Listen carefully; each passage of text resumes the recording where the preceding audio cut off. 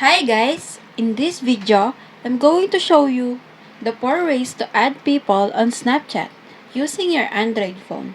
Just keep on watching and let's get started.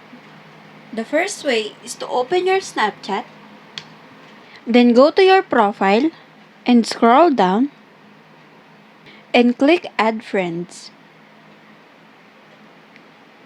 On the search bar, you can type their username. Beside the friend you want to add, click the Add button.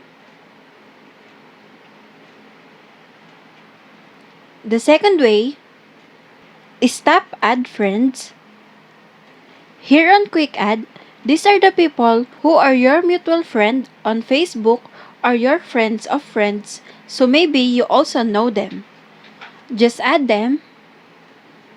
The third way, you can add people via Snapcode. If you have Snapcode of your friend in your gallery, tap Add Friends. All you have to do is click this icon beside the search bar. Then choose the image of the Snapcode and it will add the Snapchat user. The fourth way is via web link. Go to your browser,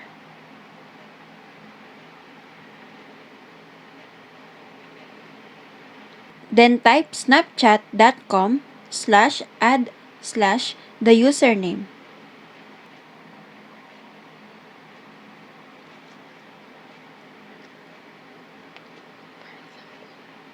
For example, this username,